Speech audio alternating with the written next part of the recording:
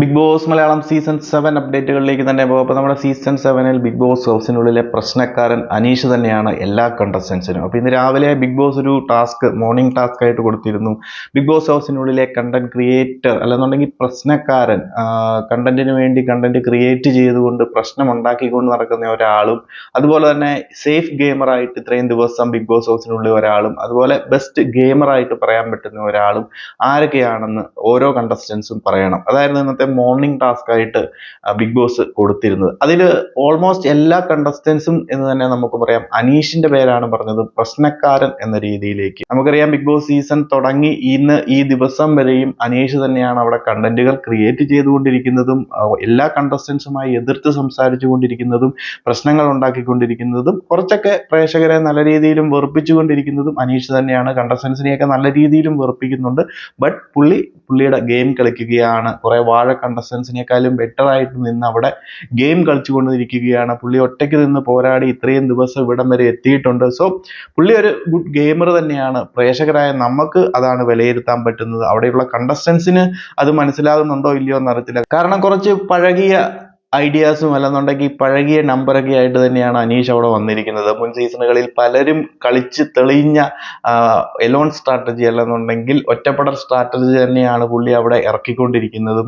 എന്നിട്ടും അതുപോലും മനസ്സിലാകാതെ അനീഷിന് കൂടുതൽ അവസരങ്ങൾ ഉണ്ടാക്കി കൊടുത്തുകൊണ്ട്, സ്ക്രീൻ സ്പേസ് കൊടുത്തുകൊണ്ട് മറ്റ് കണ്ടസ്റ്റൻസ് എല്ലാം പൊട്ടന്മാരാണോ എന്ന് പോലും ചോദിക്കേണ്ടിയിരിക്കുന്നു. എനിവേസ് ഓൾമോസ്റ്റ് എല്ലാ കണ്ടസ്റ്റൻസും ഈ ഒരു ബിഗ് ബോസ് മലയാളം സീസൺ 7-ൽ ഈ ഒരു ഹൗസിനുള്ളിൽ നിലവിൽ ഏറ്റവും പ്രശ്നക്കാരനായിട്ടുള്ള കണ്ടസ്റ്റന്റ്, അനാവശ്യമായി കണ്ടന്റുകൾ ക്രിയേറ്റ് ചെയ്തുകൊണ്ട് എല്ലാവരുടെ അടുത്തും പോയി ചൊറിഞ്ഞുകൊണ്ടിരിക്കുന്ന ഒരു കണ്ടസ്റ്റന്റ് ആയിട്ട് എല്ലാവരും തിരഞ്ഞെടുത്തിരിക്കുന്നത് നമ്മുടെ അനീഷിനെയാണ്. അതുപോലെ സേഫ് ഗെയിമർ ആയിട്ട് മോസ്റ്റ്ലി എല്ലാവരും തന്നെ പറഞ്ഞിരിക്കുന്നതും അനുമോളുടെ പേരാണ്. അനുമോളാണ് ഈ ഒരു സീസൺ 7-ലെ സേഫ് ഗെയിമർ ആയിട്ട് എല്ലാവരും തന്നെ പറയുന്നത്. പല കണ്ടസ്റ്റൻസിന്റെ പേരും സേഫ് ഗെയിമർ ലിസ്റ്റിലേക്കൊക്കെ വന്നിരുന്നു. നെവിന്റെ പേര് വന്നിട്ടുണ്ടായിരുന്നു, അതുപോലെ തന്നെ ശൈത്യയുടെ പേര് വന്നിട്ടുണ്ടായിരുന്നു.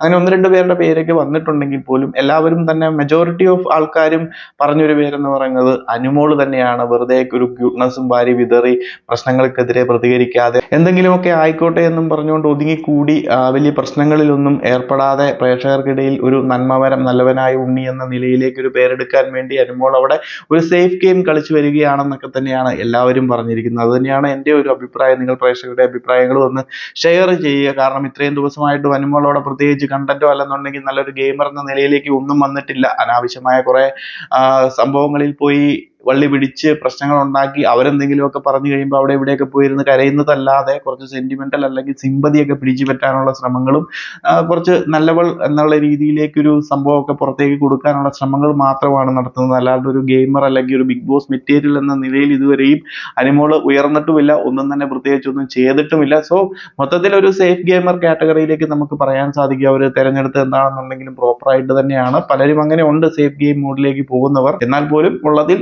അവർ പറഞ്ഞിരിക്കുന്ന നമ്മുടെ അനുമോളുടെ പേര് കറക്റ്റ് ആണെന്ന് തന്നെ നമുക്ക് പറയാം. അടുത്തത് നമ്മുടെ ഒരു ബെസ്റ്റ് ഗെയിമർ എന്ന നിലയിൽ ഒരാളെ തിരഞ്ഞെടുക്കാൻ പറഞ്ഞതിൽ എല്ലാവരും തന്നെ ജിസേലിന്റെ പേര് പറഞ്ഞിരുന്നു. അതുപോലെ തന്നെ അപ്പാനി ശരത്തിനൊക്കെ ആ ഒരു പേരൊക്കെ കൊടുത്തിട്ടുണ്ട്. പിന്നെ നമ്മുടെ അക്ബറിന് കൊടുത്തിട്ടുണ്ട് ഒരു ബെസ്റ്റ് ഗെയിമർ എന്ന നിലയിലേക്ക്. അപ്പം ഇതിൽ പറയാനുള്ളതെന്ന് പറയുമ്പം ജിസേൽ കുഴപ്പമില്ല, മികച്ചൊരു ഗെയിമർ എന്ന് തന്നെ നമുക്ക് പറയാം. ടാസ്കുകളിൽ പങ്കെടുക്കുന്നുണ്ട്, അത്യാവശ്യം നല്ല രീതിയിൽ സംസാരിക്കുന്നുണ്ട്, കുറച്ച് ബിഗ് ബോസിന്റെ റൂൾസ് ആൻഡ് റെഗുലേഷൻസ് ഒക്കെ വയലേറ്റ് ചെയ്യുന്നുണ്ടെങ്കിൽ പോലും ഗെയിമിങ്ങിൽ നല്ലൊരു രീതിയിലേക്ക് വരുന്നുണ്ട്, നല്ല രീതിയിൽ എന്റർടൈൻ ചെയ്യിപ്പിക്കുന്നുണ്ട്, എല്ലാ രീതിയിലും മികച്ചു തന്നെ നിൽക്കുന്നുണ്ട്. ബട്ട് അപ്പാനി ശരത്തൊക്കെ എന്ത് കാണിച്ചു എന്ന് അറിയത്തില്ല. ഒരു ഗുഡ് ഗെയിമർ എന്നൊന്നും നമുക്ക് പറയാൻ സാധിക്കുന്നില്ല. അതിനുള്ളിൽ നിൽക്കുന്നവർക്ക് ചിലപ്പം പറയാൻ പറ്റുന്നുണ്ടായിരിക്കും, ചിലപ്പം ഗ്രൂപ്പിസത്തിന്റെയൊക്കെ ഒരു പാർട്ടായിട്ട് പറയുന്നതായിരിക്കും. അതുപോലെ അക്ബർ ഖാനും കുറച്ച് കുഴപ്പമില്ല, നല്ല രീതിയിൽ ഗെയിം കളിക്കുന്നുണ്ട്. ടാസ്കുകളിലൊക്കെ പുള്ളി ആക്റ്റീവാണ്, വളരെ പ്ലാൻഡ് ആണ്, എല്ലാം ഭയങ്കര സ്ട്രാറ്റജിക്കലായിട്ട് പ്ലാൻ ചെയ്ത് മൂവ് ചെയ്യാനുള്ള കഴിവും കാര്യങ്ങളും ഒക്കെ അക്ബർ ഖാനുണ്ട്. അപ്പം മുന്നോട്ടുള്ള ദിവസങ്ങളിലും മികച്ച രീതിയിലേക്ക് അക്ബർ ഖാൻ എത്താൻ സാധിക്കും. സോ ആ ഒരു സെലക്ഷനും വലിയ കുഴപ്പമില്ല.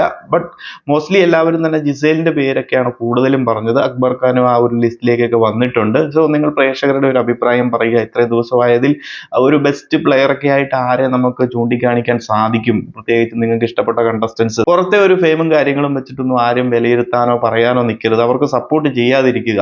ബിഗ് ബോസ് ഹൗസിനുള്ളിൽ ആരാണ് മികച്ച പ്രകടനം കാണിക്കുന്നത് അവരെയൊക്കെ സപ്പോർട്ട് ചെയ്യുക. അല്ലാത്തവരെയൊക്കെ എടുത്ത് തൂക്കി വെളിയിൽ കളയുക. വെറുതെ എന്തിനാണ് അവരെയൊക്കെ വിൻ ചെയ്യിപ്പിച്ചിട്ട് നമുക്ക് എന്ത് കിട്ടാനാണ്? സോ നിങ്ങൾ പ്രേക്ഷകരുടെ അഭിപ്രായങ്ങളും കാര്യങ്ങളും ഒന്ന് ഷെയർ ചെയ്യുക. നിങ്ങൾക്ക് എന്താണ് തോന്നുന്നത്? ഇത്രയും ദിവസമായി, നമുക്കിപ്പോൾ 2 ആഴ്ച ആകാൻ പോകുന്നു ബിഗ് ബോസ് മലയാളം സീസൺ 7 തുടങ്ങിയിട്ട്. സോ ഇത്രയും ദിവസത്തിനിടയിൽ നിങ്ങൾക്കൊരു ബെസ്റ്റ് കണ്ടസ്റ്റന്റ് ആരാണെന്ന് ചോദിച്ചു കഴിഞ്ഞാൽ നിങ്ങൾ ആരുടെ പേര് പറയും? 1 or 2 പേരുടെ പേര് പറഞ്ഞു കഴിഞ്ഞാലും കുഴപ്പമില്ല. ആരൊക്കെ ആകും നിങ്ങളുടെ ഒരു ലിസ്റ്റിൽ വരിക?